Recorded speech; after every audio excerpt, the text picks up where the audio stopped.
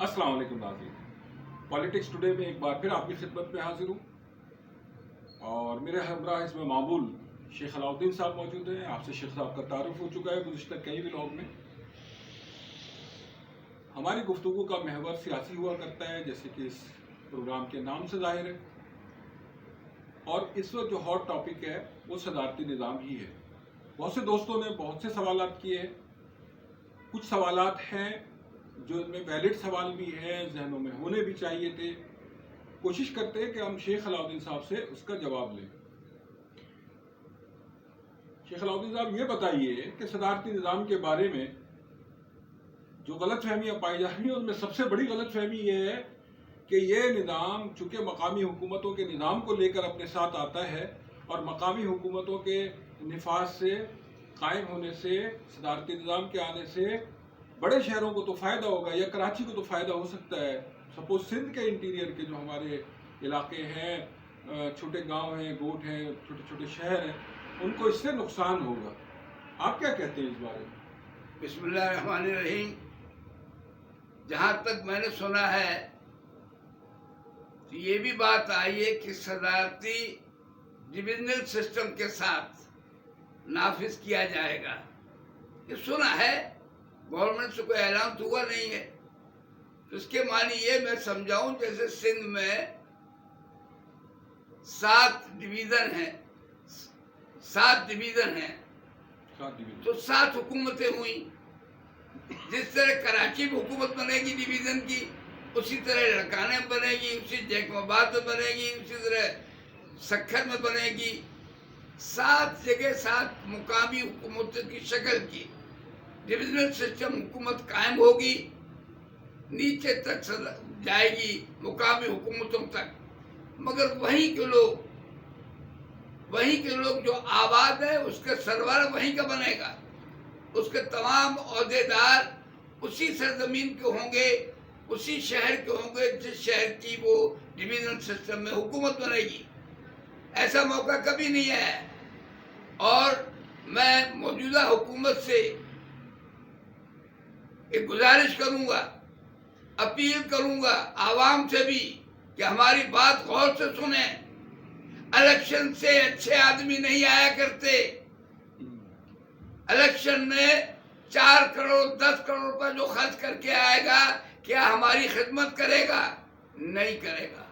ये झूठ है, ये फ्रॉड है, ये दिल बहलाने की बातें हैं। हाँ, गरीब आदमी नहीं आ सकता है। बडेरा आएगा, सरदार आएगा, चौधरी आएगा, बरादरी वाला आएगा, सेठ आएगा, गरीब नहीं आ सकता है। तो आपका मतलब है कि सदारती निज़ाम में, मकामी हुकूमतों के निज़ाम में जो हमारे गरीब नौजवान हैं, पढ़े लिखे नौजवान हैं, गरीब लोग हैं, लेकिन वो मेहनत करने का, मुल्क और कौम की तामीर का, अपने इलाके की तामीर का जज्बा रखते हैं, उनको मौका मिले।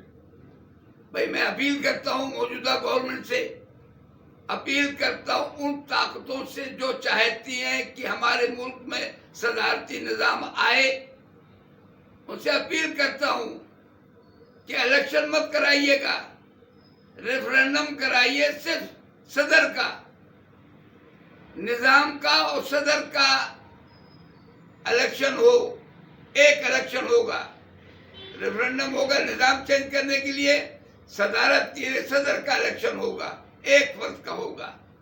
उसको वोट पड़ेंगे, ना उसमें करप्शन होगा, ना कोई झगड़ा होगा, ना फसाद होगा। भाई शेख अलाउद्दीन साहब, आप ये तो बता दीजिए हमें, ये तो बहुत सा बड़ा वैलिड सवाल और सबसे बड़ा सवाल ये है कि सदारती निज़ाम के निफाज की आईनी या कानूनी शक्ल क्या होगी, क्या हो सकती है, किस तरह सदारती निज़ाम आ सकता है और किस तरह हमारे मुल्क में कायम किया जाए? देखिए, हमारे जहाँ तक मैं कोई ना कानूनदा हूँ, ना माहिर आइन हूँ, मैं एक सियासी वर्कर हूँ, लोगों से मिलता हूँ, सुनता हूँ, अखबार पढ़ता हूँ, देखता हूँ, उससे अंदाजा लगा के मैं बात करता हूँ। गालिबन हमारे मुल्क में जो सदारती निज़ाम है उसको रेफरेंडम के जरिए लाया जा सकता है, क्योंकि 73 के दस्तूर में लोगों ने कहा यह है कि अगर आपको कोई चीज चेंज करनी है तो आवाम की राय लीजिए। تو ریفرنڈم کے تحت ہو سکتا ہے، ورنہ تو ہمارے ملک میں یہ ہوا، گھاس نہیں ڈالی، آگے بیٹھ کے کرسی پہ آپ نے کیا بگاڑ لیا؟ صدر رہے 11 سال، کوئی رہا ہے 9 سال، ایسا بھی ہو صدارت میں۔ اچھا یوں بھی ہے شیخ صاحب کہ جب ضرورت پڑی اپنے مقاصد پارٹیوں کو، سیاسی پارٹیوں کو، لوگوں کو، تو آئین میں ترمیم کر لی، کیونکہ اکثریت ہے، اکثریت کی بنیاد پہ ہر اس فائدے کو جو سیاسی پارٹی کو مالی فائدہ ان لوگوں کو جو اس پارٹیوں کو چلا رہے ہو سکتا ہے تو اس کی آئین میں فوراً ترمیم ہو جاتی ہے، جیسے کہ 18ویں ترمیم۔ لیکن جب عوام کے فائدے کی بات آتی ہے تو اس میں قانونی رکاوٹیں ہوتی ہیں۔ اب یہ بھی کہا جا رہا ہے کہ 73 کا آئین جو ہے وہ اس اسمبلی نے منظور کیا تھا، اس میں تبدیلی نہیں ہو سکتی، یا صدارتی نظام یا اس بارے میں بات نہیں کی جا سکتی۔ یہ 73 کی اسمبلی وجود میں کیسے آئی تھی؟ بھائی دیکھیے، سچ بات تو یہ ہے کہ یہ الیکشن یحییٰ خان نے پاکستان میں کرایا تھا، جب مشرقی و مغربی پاکستان ایک تھے۔ 300 کا ہاؤس تھا، 162 کا مشرقی پاکستان میں، بقیہ 100 کچھ کا اس پاکستان میں۔ الیکشن ہو گیا، اس کے بعد بھٹو صاحب نے چارج لیا، یحییٰ خان نے قانونی طور پر ان کے حوالے صدارت کی، اور پھر انہی لوگوں پر جس سے الیکشن ہوا تھا انہی نے دستور بنا دیا۔ یعنی انہی لوگوں نے جو اس پاکستان میں الیکٹ ہوئے تھے، مغربی پاکستان کے اراکین تھے۔ اصولی طور پر پاکستان کا الیکشن ختم ہو گیا تھا تو نیا ہونا چاہیے تھا۔ یعنی پاکستان 2 لفٹ ہونے کے بعد وہ اسمبلی ویلڈ نہیں تھی، آپ یہ کہتے ہیں؟ جی ہاں۔ اب لوگ کہتے ہیں نظریہ ضرورت کے تحت ہو گیا، تو میں کہتا ہوں ایک مرتبہ عوام کے لیے بھی نظریہ ضرورت کے تحت آپ صدارتی نظام لائیے۔ ایک آدمی کا ہوگا، خرچہ بھی زیادہ نہیں ہوتا، ملک ہل جاتا ہے پورا 73 کے دستور میں۔ جب الیکشن ہوتا ہے اتنے اخراجات اس سے بچیں گے، اور کوئی الیکشن نہ کرایا جائے، نامزد کیے جائیں 3 سال کے لیے۔ یہ ہماری اپیل ہے، رائے ہے، خواہش ہے۔ قانون کا ہمیں نہیں پتا، انسان کی جو خواہش ہوتی ہے وہ بات کرتا ہے، عمل کرتے وقت قوانین کو دیکھا جاتا ہے۔ ہم خواہش ظاہر کر رہے ہیں کہ آپ یہ کیجئے، ملک کو چلائیے، ملک ترقی کرے گا۔ جب ملک مضبوط ہو جائے تو پھر آپ کوئی بھی کیسا بھی الیکشن جس طرح چاہیں عوام سے پوچھ کے چلائیں، اس میں کوئی فرق نہیں پڑتا ہے۔ اگر یہاں کی بات کرتے ہو، جو پاور کراچی میں ہے وہی لڑکانہ میں، وہی سکھر میں، وہی نواب شاہ میں ملیں گے۔ ہاں، بڑےروں کو پریشانی ہوگی، بڑے لوگوں کو پریشانی ہوگی، چودھریوں کو پریشانی ہوگی، برادری سسٹم آ جاتا ہے۔ غریب کو بھی موقع ملے گا ہر ڈویژن میں حاکم بننے کا، جو آج تک نہیں ملا۔ M P A M L A کا کوئی تعلق نہیں ہوگا، پھر M P A M L A کا وجود نہیں ہوگا۔ اربوں روپے کا خام خواہ کا خرچہ ہے، لاکھوں روپے کا سینٹ برباد ہو جاتا ہے، M P M L A لگا کے آتے ہیں۔ اس سینٹ لگانے کے پیسے بھی ہمارے غریبوں کے کام آ جائیں گے۔ غریب کے دور کی بات کیجئے، پرائم منسٹر صاحب، آپ سدا وزیر اعظم نہیں رہیں گے۔ آپ جو کچھ کر کے جائیں گے تاریخ میں لکھا جائے گا کہ ایک شخص ایماندار آیا تھا، لوگ کہتے تھے کہ ایماندار آدمی ہے، تو اس کا عمل کر کے دکھائیے۔ ملک کے مفاد میں جو بہتر سمجھتے ہیں وہ بات کیجئے۔ جس طرح آپ نے سیاست کی ہے اس دفعہ، اس مرتبہ اس ملک کو نیچے سے اوپر اٹھا کے لائے ہیں، اللہ آپ کو اور توفیق دے کہ ایمانداری سے ہر کام عوام کے لیے ضرور کریں، ضرور کریں، کہ کوئی پرواہ نہ کرے کہ کون سردار خفا ہو جائے گا، بڈیرا خفا ہو جائے گا، دولت مند خفا ہو جائیں گے، کوئی نہیں۔ جو اس ملک کے رکھوالے ہیں، اس وقت اللہ نے انہیں بالکل عقل دے دی ہے مکمل، تمام چیزیں انہوں نے دیکھ لی، بربادیاں انہوں نے دیکھی، انہوں نے بھی بربادیوں میں بربادی اٹھائی ہے، ان کو بھی بہت پریشانیاں ہوئی ہیں.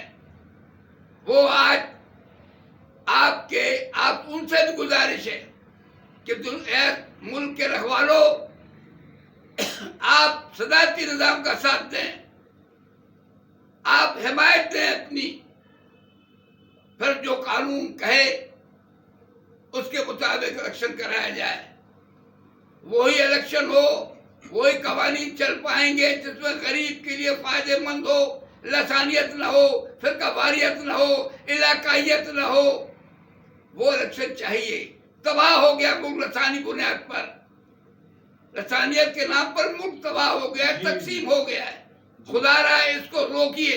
یہ جب رکے گا جب 3 سال کے لیے کوئی الیکشن نہ ہو، ریفرنڈم کرائیے، صدر بن جائیے اور 3 سال نامزد کر کے حکومت چلائیے.